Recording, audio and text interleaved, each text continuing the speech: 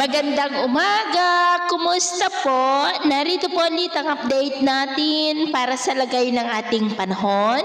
Ngayong umaga po ng January 9, 2026. Sa ngayon po ay wala tayong binabantayan na sama ng panahon sa loob at labas ng ating area of responsibility, pero patuloy pa rin na malakas ang hanging amihan na nakakaapekto dito sa Luzon, lalo na sa silangan, habang may shearline pa rin na nakakaapekto lalo na sa silangan ng Visayas.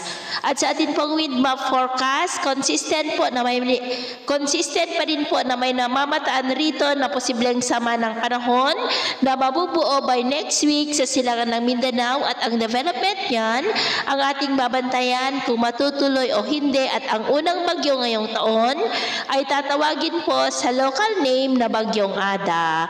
At ito nga ang pinapakita ng forecast model nating ginagamit hanggang po sa susunod na 2 linggo. At sa lagay ng ating panahon, ngayong madaling araw ay maayos ang panahon sa malaking bahagi ng bansa, pero may chance pa rin ng mga isolated rain sa ilang bahagi ng Cagayan Valley, Apayao, Quezon, Camarines Provinces, Catanduanes, Calapan, Palawan, Capiz, Eastern Samar at Dinagat Island. At mamaya ay sisikat po ang araw sa malaking bahagi ng bansa, pero may chance pa rin ng maulap na kalangitan with isolated rain sa ilang bahagi ng Cagayan Valley, Apayao, Quezon, Bicol Region, Calapan at Eastern Samar.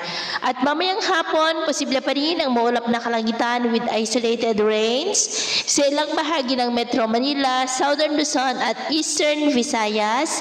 Kaya mag-ingat po tayo sa posibleng mga banta pa rin ng mga pagbaha at pagguho ng lupa. At sa atin naman po mga baybayin, iwasan na po muna natin ang papalaot sa kanlurang baybayin ng Luzon, extreme northern Luzon seaboard at silangang baybayin ng Luzon at northern Samar seaboard, maging sa eastern Samar seaboard, dahil ang mga alon po ay posibleng aabot hanggang sa 2 to 3 meters height. Hanggat maaari po ay iwasan na muna natin ang papalaot dyan sa mga may kulay pula para mas makaiwas sa mga sakunang pangkaragatan.